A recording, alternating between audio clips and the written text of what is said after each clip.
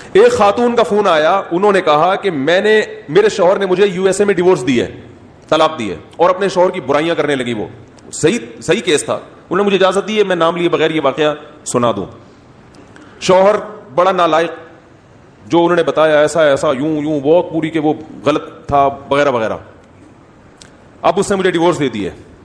اب U S A کی عدالت کہتی ہے کہ اپنی پراپرٹی میں اتنا حصہ بولو بھائی وائف کو دو. مجھے انہوں نے کہا کہ مفتی صاحب میں عدالت میں کیس کر کے بڑے آرام سے کروڑوں روپے کی مالک بن سکتی ہوں. بات آ رہی ہے سمجھ میں؟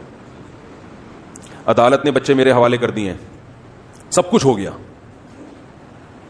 تو آپ بتائیں کہ شریعت کی روشنی میں یہ میرا رائٹ بنتا ہے یا؟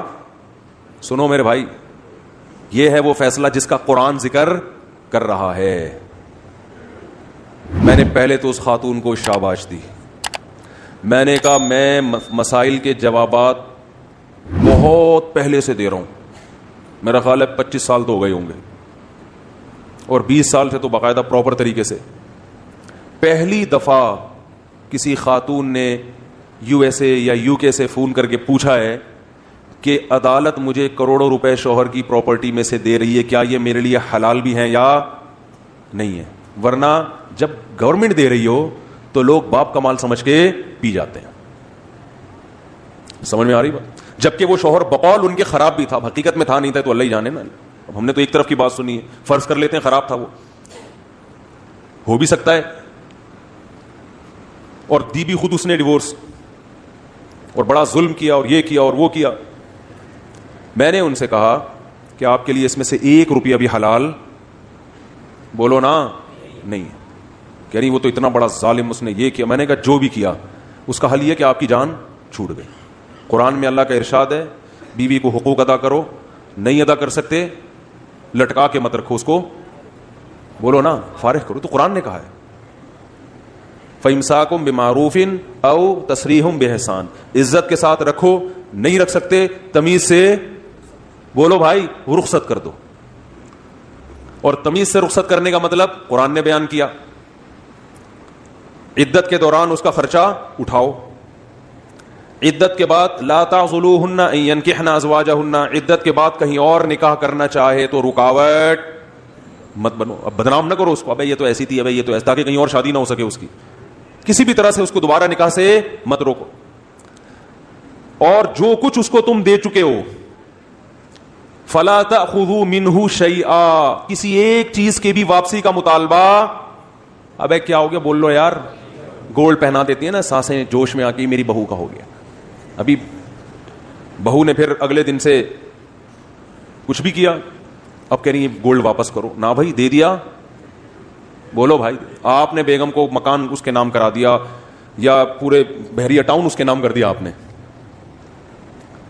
اب جب ڈیورس دیے قرآن کہہ رہا ہے لا تأخذوا منه شيئا وإن آتيتم إحداهن قنطارا فلا تأخذوا منه شيئا, سونے کا پہاڑ بھی دے دیا ہو تو واپسی کا مطالبہ مت کرو.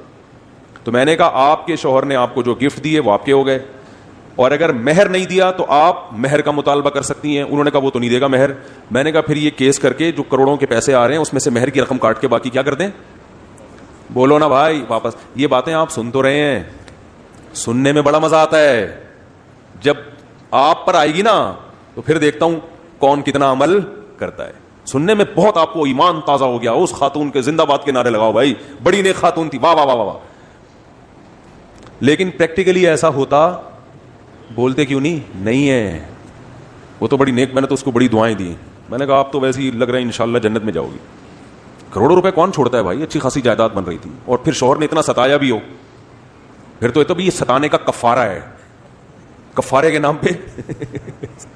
قرآن نے کہا وَإِنِ امْرَأَةٌ خَافَتْ مِنْ بَعْلِهَا نُشُوزًا أَوْ إِعْرَاضًا فَلَا جُنَاحَ عَلَيْهِمَا أَن يُصْلِحَا بَيْنَهُمَا صُلْحًا, شوہر ظالم ہے, تنگ کر رہا ہے, تو قرآن نے کہا یا تو سلو کا راستہ اختیار کرو, کچھ حقوق سے دستبردار ہو جاؤ گھر بچانے کے لیے. نہیں ہو رہا تو قرآن نے کہا وَإِن يَتَفَرَّقَا, علیحدگی اختیار کرو, اس سے خلا لے لو, طلاق کا مطالبہ کر لو, کچھ حق معاف کر کے کسی طرح جان چھڑاؤ اس سے. تو وہ چھوڑ گئی نا جان, شکر ہے لٹکا کے نہیں رکھا, ظالم تھا چھوڑ دیا. کہہ رہی ہیں ایسی کنڈیشن میں آ کے چھوڑا ہے, اب تو اب عمر زیادہ ہو گئی, اب تو کہیں شادی کا بھی مسئلے امکان مشکل ہے. تو میں نے کہا بھائی دیکھیں اس پر تو سوچا جا سکتا ہے, غور کیا جا سکتا ہے, آپ نے پہلے طلاق کیوں نہیں لی اس سے, جب ظالم تھا تو پہلے ہی طلاق لے لیتی, اور اس نے لٹکایا, اتنا ٹائم کر دیا, یہ سب چیزوں کی سزا ہو سکتی ہے, کچھ بھی ہو سکتا ہے. پیسے حلال, ابھی تو بات چل رہی ہے اس کا, وہ اس کے جو ہے نا کیا اس نے کیا کیا نہیں کیا, یہ ایک الگ ٹاپک ہے. اس کی وجہ سے کسی کے پیسے آپ کے لیے حلال نہیں ہو جائیں گے. اور آج عدالتوں میں دیکھو ہو گیا رہا ہے, عدالت میں خلا کی ڈگری دائر کی جاتی ہے, خلا لے لیا جاتا ہے, اس کے بعد اب خلا کا 6 مہینے بعد مثال کے طور پر عدالت نے خلا دیا, تو عدالت الگ سے پھر شوہر کے ذمے بہت سے خرچے ڈال رہی ہوتی ہے جو شریعت میں بنتے نہیں ہیں. بہت کچھ الٹا سیدھا ہو رہا ہے. یہ ضرور ہے کہ یہاں پر اتنا, کیونکہ تھوڑا اسلامی کنٹری ہے تو بالکل ہی کنٹرول سے باہر نہیں ہے. یورپ اور امریکہ میں تو ان کے تو قانون ہی بالکل الگ ہے نا. تو یہاں بھی آپ پر لازم ہے کہ عدالت کے فیصلے کے بعد آپ کسی مفتی سے, کسی مستند دارالافتاء سے, اور یاد رکھو کسی شخصیت سے رجوع نہیں کرنا چاہیے, اداروں سے رجوع